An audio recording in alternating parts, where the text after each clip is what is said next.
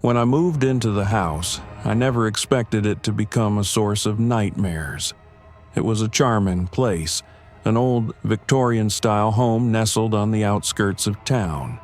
The kind of house that had character, a little rundown maybe, but filled with history.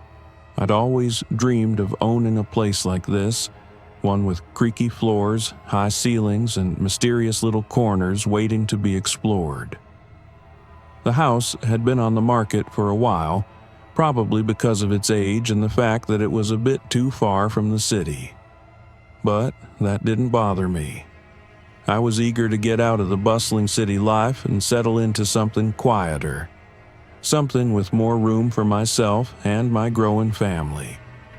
I didn't know much about the history of the house, other than the fact that it had been built in the late 1800s.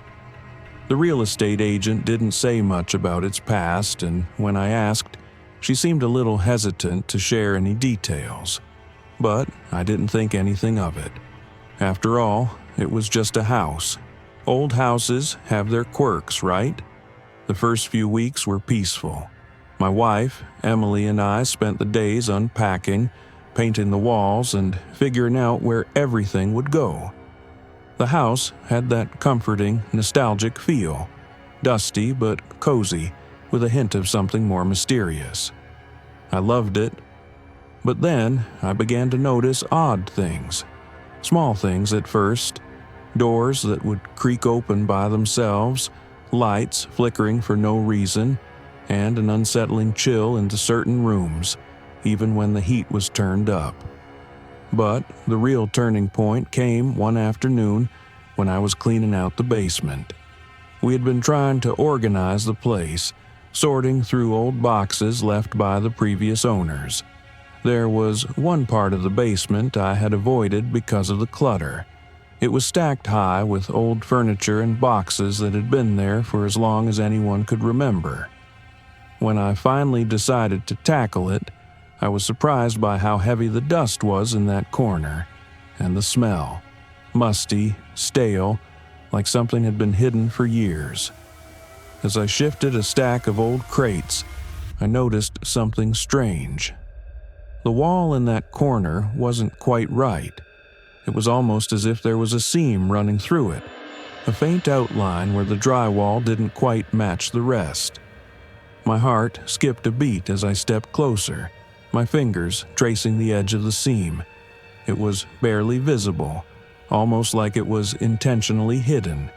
I pushed harder, and to my surprise, the wall shifted slightly, revealing a small crack. My mind raced. Had I just discovered a hidden room? A secret passageway?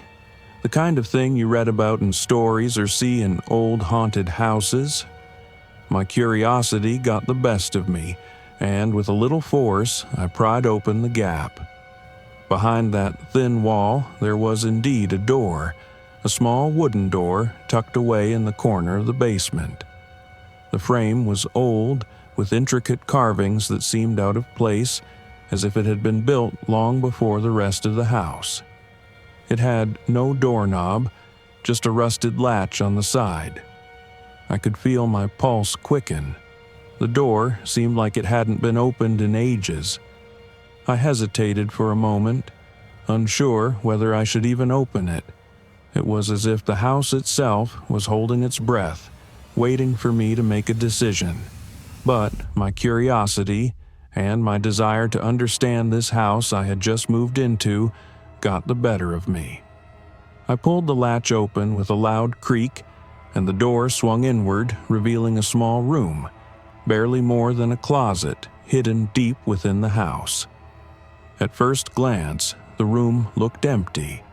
There was a dusty floor covered in cobwebs and old debris, but there was something strange about it, something off. A feeling deep in my gut told me that this room wasn't just forgotten. It was deliberately concealed, like it had been kept hidden for a reason. I stepped inside, my flashlight sweeping across the room. The walls were lined with old shelves filled with faded books and trinkets that seemed to have no purpose. But what caught my attention was what lay in the far corner of the room, a wooden chest. It was large, intricately carved and covered in a thick layer of dust. There was something about it that made my blood run cold. The chest was locked, but I could feel an odd energy emanating from it, as though it was calling to me. I took a deep breath and walked toward it, my hand trembling as I reached for the lock. I couldn't explain it, but something about the chest made me uneasy. I didn't want to open it, but I knew I had to. The key to understanding what this room, what this house was hiding, was locked inside that chest. With one swift motion, I twisted the lock open and lifted the heavy lid. Inside, I found an assortment of items: old papers, a few dusty books, and strange objects that looked like they had been placed there with care. But at the very bottom of the chest, something caught my eye. A small, leather-bound journal. It was old, worn, with a tarnished clasp that had rusted with age. I picked it up carefully, the weight of it making my hands shake. I opened the journal, my eyes scanning the pages. The handwriting was faded, but still legible. It was a personal account, someone's diary, and as I read, the words began to chill me to the bone. The entries spoke of strange rituals, a family secret hidden within the house, and something dark that had been locked away for generations. But it wasn't until I reached the last page that I felt the true weight of the secret that the journal held. The final entry was simple, but chilling. The door has been opened. It has begun. The room around me seemed to darken, the air growing colder. I closed the journal and looked around, feeling as though I wasn't alone anymore. I had uncovered something I wasn't prepared for. The chest, the hidden room, the journal, they were all part of something much darker than I had imagined. The house had a secret, and now it wanted me to uncover it. The journal felt heavy in my hands, the weight of its secrets pressing down on me like a suffocating force. I could still feel the chill in the air, the unsettling presence of the room, and I knew that opening that chest, finding that journal, had been a mistake. But it was too late to turn back now. The pages were yellowed and fragile, the edges frayed as if they had been handled many times before. The handwriting was erratic, scribbled hastily, and the words seemed to spill out in a frenzy.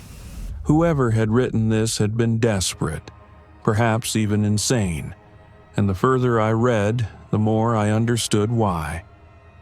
I sat down on the cold floor of the hidden room, the journal resting in my lap. The dust and cobwebs didn't seem to matter anymore, not when the words on the pages seemed to come alive, vibrating with an energy I couldn't explain.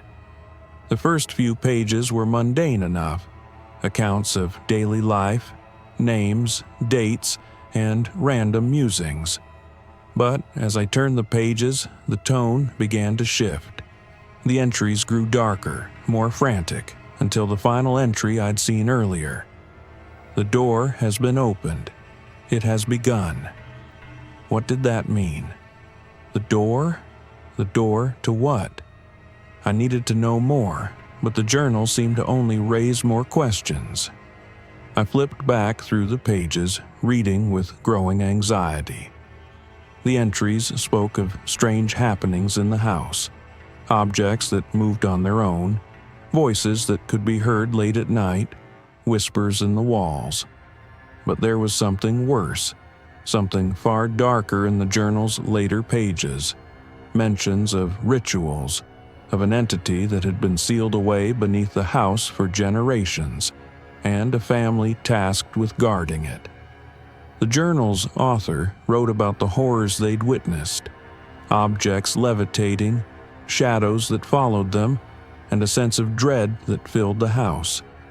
But most terrifying of all was the part about the entity. It was an ancient being, something that had been trapped beneath the house centuries ago, its power sealed away by their ancestors. The family had been chosen to protect the house, to ensure that the entity remained buried. But now, with the journal's author's words, it was clear. The seal had been broken, and the entity was stirring once again. As I read, my mind raced. Was this real? Was this just some paranoid rambling from a person driven to madness? Or was there something truly dark buried in this house, waiting to be unleashed? I wanted to dismiss it as nonsense, but the more I read, the more I felt something I couldn't explain, pressing on my chest. And then I came across the most chilling part of all, a description of the hidden room I had just discovered. The room is the key. It's where the seal was first placed. Only those who are chosen can open it, but once it is opened, the entity will be free. It's already begun to call. We've made a grave mistake. The door will open. It is inevitable. I felt a cold wave of dread wash over me as I realized what I had stumbled upon. The room wasn't just a forgotten space in the house.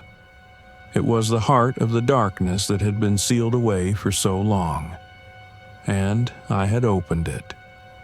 The entity was waking up, and there was nothing I could do to stop it. I set the journal down, my hands trembling as I took in what I had just learned. I had read the final pages, but the truth was settling in, too quickly, too violently. The house wasn't just a home, it was a prison, a place where something ancient had been buried deep beneath the floorboards, its power held in check by generations of people who had sworn to protect it. But now, the seal had been broken, and it was too late. The entity had been freed. The whispers I had heard in the house, the strange cold spots, the moving objects, they weren't just coincidences. They were the signs of something waking up, something that had been asleep for far too long. I stood up, my mind racing with the realization of what I had done. The room, the journal, the hidden door, they were all part of this dark secret, part of a web that I had unknowingly walked into. The house had been built to keep something buried, to lock away a terrible power, and now it was awake. I could feel it. The air in the room seemed to grow thicker, the temperature dropping with each passing second. I could hear the whispers again, louder this time, and this time I wasn't sure they were in my head. The sound came from all directions, like a soft hum, a chorus of voices that seemed to be calling my name. They were angry, insistent, and they filled the room like an invisible fog. I grabbed the journal again, flipping through the pages frantically, searching for any clue, any way to undo what I had done. But the words were clear. Once the seal is broken, it cannot be undone. The entity had been released, and now it was free. Free to do what it wanted. Free to claim this house, claim me, and anyone else who dared to stay. I felt a hand on my shoulder. I spun around, my heart leaping into my throat. But there was no one there. The room was empty, save for the journal and the scattered debris. But the hand was real. I could still feel the cold fingers on my skin. The air was thick now, pressing down on me from every angle, and I could hear it. The soft shuffle of footsteps, slow and deliberate, coming closer. I turned back to the journal, my hands shaking as I read the final entry. It was short and cryptic, but the words chilled me to the bone. The door is open. The end is near. We cannot stop it. I closed the journal, my heart sinking. It was too late. There was no way to close the door again. Whatever had been buried in this house was free. And I was now part of the story. The air around me felt thick, heavy, suffocating. The temperature had dropped drastically, and I could see my breath swirling in front of me, the fog lingering in the space where my words should have been. My hands trembled as I clutched the journal, still reeling from the terrifying discovery I'd made. I knew, in that moment, that everything had changed. The house wasn't just old. It wasn't just a home. It was a tomb, a cage built to keep something locked away. The entity, whatever it was, had been sealed beneath the earth, hidden away in the walls of this house.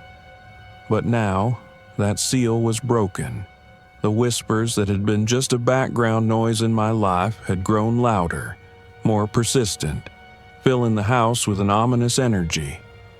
It was as if the house itself was alive, breathing, watching. And now, it was awake. I couldn't ignore it any longer.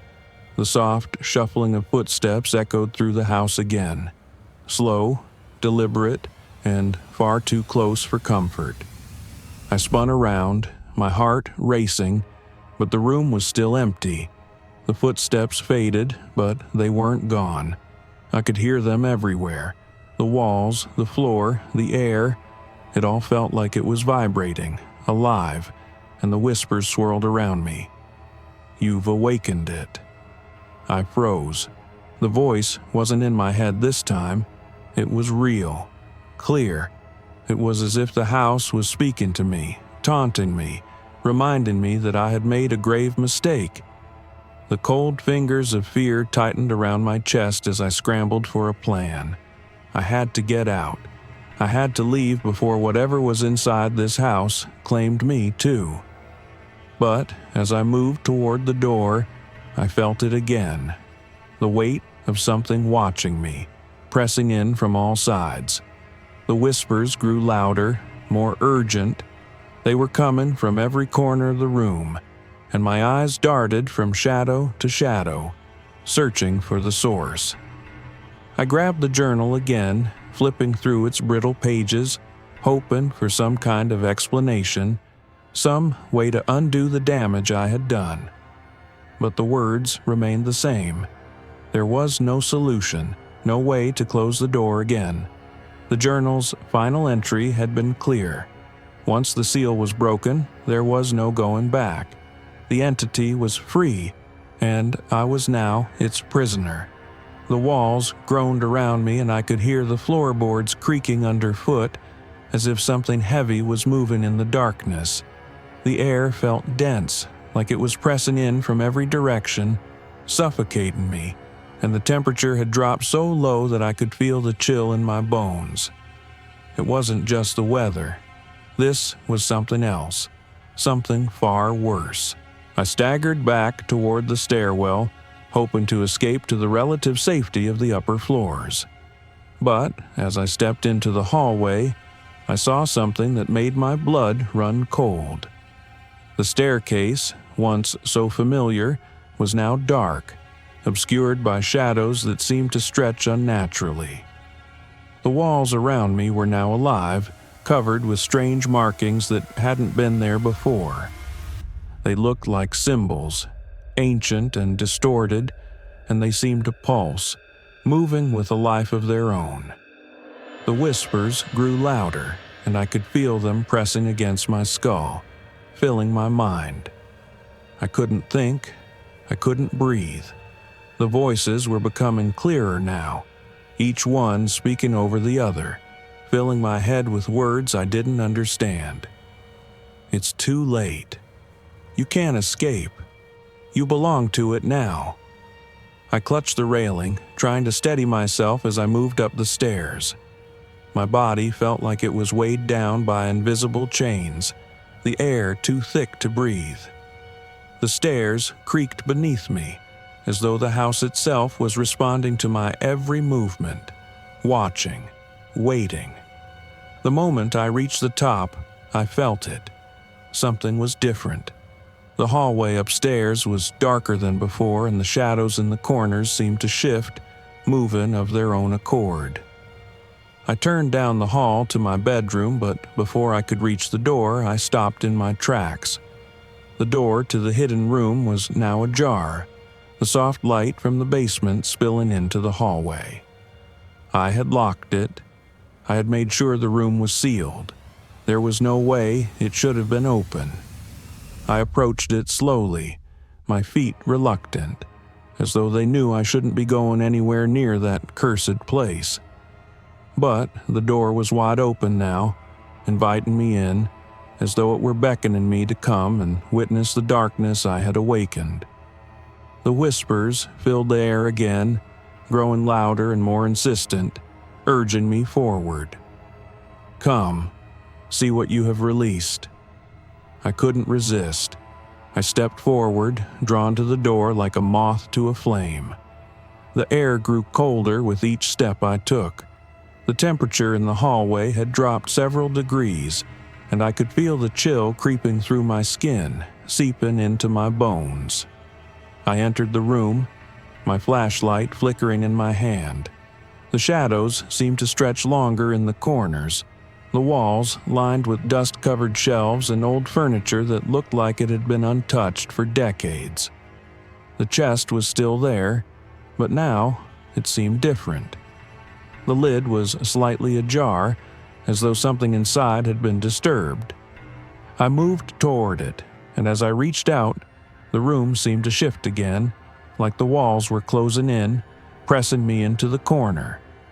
I opened the chest. The stone was gone. But there, at the bottom of the chest, was something worse. A book. A book bound in something that looked like human skin, its pages filled with symbols I couldn't begin to understand. The whispers in the room seemed to pulse in rhythm with the pages, and I could hear them now, louder, clearer. "You opened the door. You found the key." And at that moment, I realized what had been waiting for me all along. I wasn't just dealing with an entity buried beneath the house.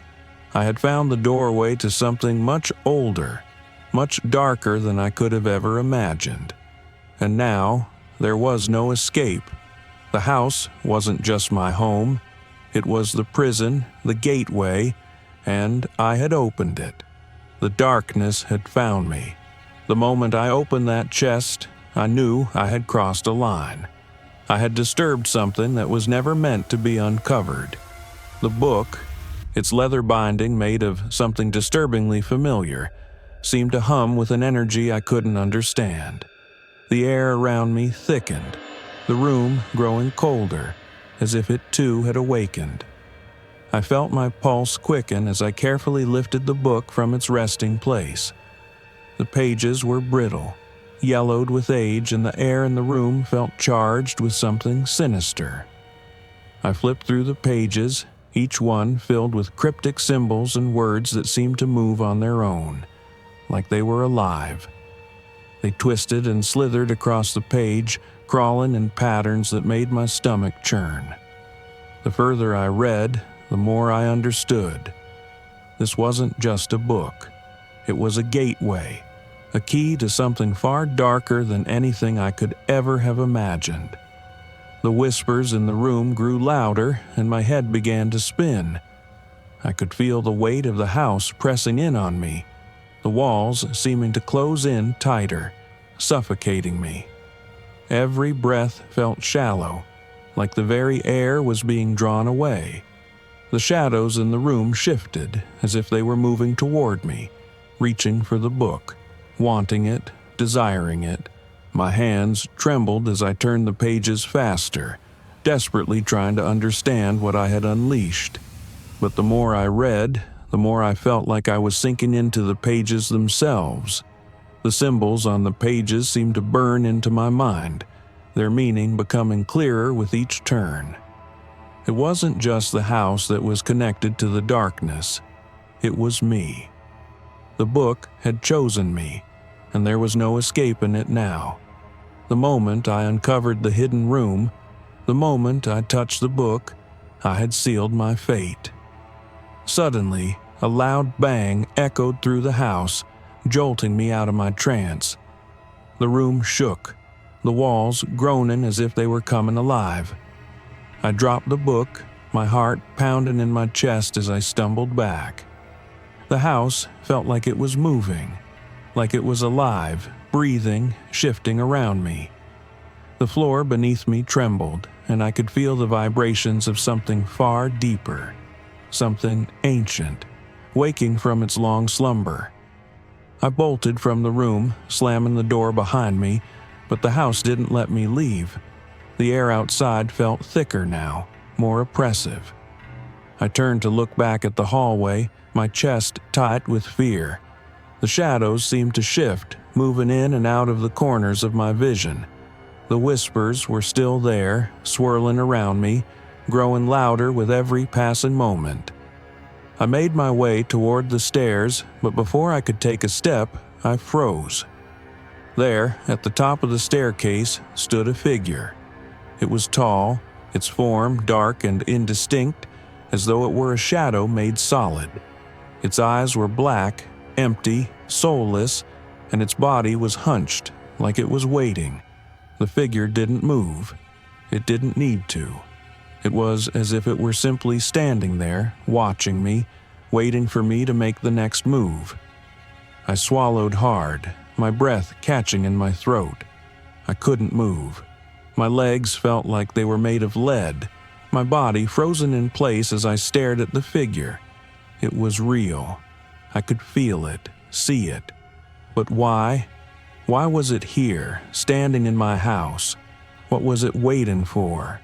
The figure slowly raised one hand, its fingers long and gnarled, pointing toward me. I could feel its gaze on me, as if it were seeing into my very soul. It spoke then, its voice low and cold, like it came from the depths of the earth itself. "You open the door." The words echoed in my mind, reverberating like thunder, and I staggered back. "What do you want from me?" I whispered, my voice barely audible. My mind raced with fear, my heart pounding in my chest. What had I done? What had I unleashed upon this house? "You belong to us now." The figure's voice was so chilling, so final, that I felt like my very soul was being drawn into it. I wanted to scream, to run, but I couldn't. My feet were stuck to the floor, and the shadows around me seemed to crawl closer, pressing in from all sides. "You belong to the house." The words resonated deep within me, like a chain wrapping around my chest, tightening with each passing moment. I felt my pulse race, my body trembling with the weight of what the figure was saying. It was too late. The house had claimed me. There was no escaping it now. Suddenly, the temperature dropped again, the chill biting at my skin, and the shadows that surrounded me grew deeper, darker. They twisted and writhed as if they had a life of their own, like they were alive and feeding off the fear in the air. I wanted to fight back, to run, but the figure was already moving, its form shifting as it stepped down from the staircase. I could hear its footsteps, slow, deliberate, like it was savoring every step it took. I couldn't breathe. I couldn't move. My body was frozen, my mind racing with terror. The figure reached out a hand, its long fingers brushing against my skin, cold as ice. I could feel the energy, the darkness, coursing through me, filling me with a suffocating dread. I tried to pull away, but I couldn't. It was as if the house itself was holding me in place. "You will never leave." The last thing I saw before the darkness consumed me was the figure's empty eyes, staring into mine, and the room around me warping, shifting as though it were becoming part of something far older, far darker. The house had claimed me, and I was never leaving. I don't know how long I stood there, unable to move, paralyzed by the cold, suffocating presence that surrounded me. The figure's hand, ice-cold and unyielding, gripped my arm, and I could feel its power seeping into me, tightening around my chest, constricting my every breath. The world around me was fading, shifting in and out of focus, like a nightmare I couldn't escape from. The whispers, low and relentless, filled my mind, drowning out every other thought. You awakened it. The voice of the figure echoed in my mind, deeper and more insistent this time. The house is no longer just a home. It is a prison, and you are its prisoner. I wanted to scream, to fight back, but my body refused to obey. Every muscle in my body was stiff, as if the very earth beneath my feet was holding me in place, keeping me trapped in this nightmare. The figure's grip tightened, and I could feel something inside me. Something dark, something ancient, stirring. It wasn't just the figure that held me captive. It was the house itself. The walls, the floor, the very air seemed to pulse with an energy I couldn't comprehend, an energy that seemed to grow stronger with every passing second. The door has been opened. The words reverberated through my mind, and I felt the weight of them settle deep in my chest. The house had always been more than just a home, more than just walls and windows and a roof. It was a living, breathing entity, an ancient force that had been waiting for the right moment to awaken, and I, foolishly, naively, had given it that moment. I had uncovered the hidden room, opened the chest, and touched the stone. And now, I was part of it. I could feel the darkness inside me, twisting and clawing at the edges of my mind. The whispers grew louder, more demanding, and I could sense something ancient, something primal, rising to the surface, feeding off my fear, my confusion. The house had claimed me, and I was bound to it, tied to the darkness that had been locked away for centuries. You're not just a visitor anymore. The figure's voice was softer now, but no less chilling. You're part of the house. You always were. The words sent a jolt of realization through me. It wasn't just a curse. It wasn't just some ancient being that had been locked away. The house itself was the curse. The entity, the whispers, the shadows, they were all part of the house. The walls, the foundation, the floors. They were all alive, feeding off the souls that had entered, and those who had stayed too long. The figure took another step closer, its face still obscured by shadows, its form shifting as though it were made of the very darkness itself. You will never leave. I could feel the truth of those words deep in my bones. There was no escape. The house had become part of me, and I had become part of it. The shadows were pulling me in, dragging me toward the center of the house, toward the hidden room, toward the place where it had all begun.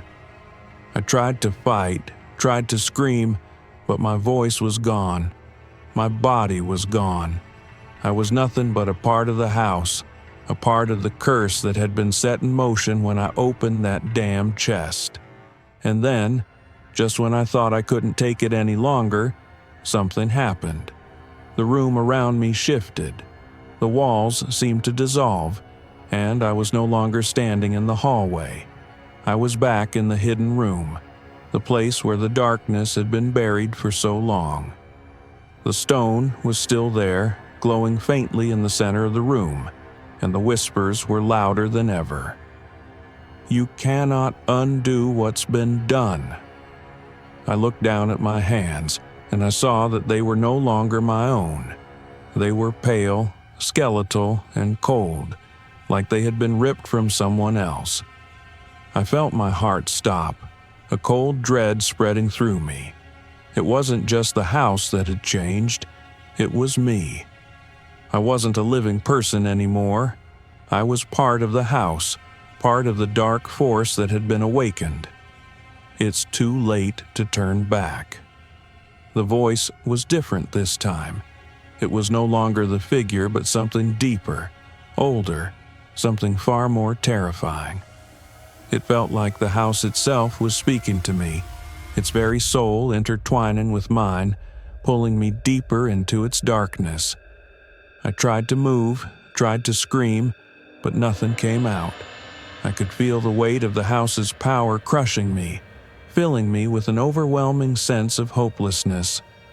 The air was thick with malevolent energy, and I could hear the other guests, the souls trapped here, screaming, their voices lost in the void. But then, just as I thought I was lost forever, I heard something else. A voice, a familiar voice. "Get out!" It was Emily, my wife. I snapped my head up, my eyes frantically searching the room, but there was no one there. The shadows twisted and shifted, and the whispers became a cacophony of voices, all speaking at once. "You can't escape. You belong to us now." But through the chaos, I heard Emily's voice again, faint but clear. "Please, wake up." I blinked, my mind struggling to understand. Was this real? Was I dreaming? Or was it the house, pulling me deeper, trying to drown me in its darkness? I fought against the pull, against the oppressive force that held me in place, and for the first time since I had opened the chest, I felt a glimmer of hope. Emily's voice was still there, still calling to me, pulling me back from the edge. But the darkness was relentless. The house was not done with me yet. I could feel the pull of the darkness surrounding me. It was heavy, suffocating, wrapping around me like a suffocating blanket.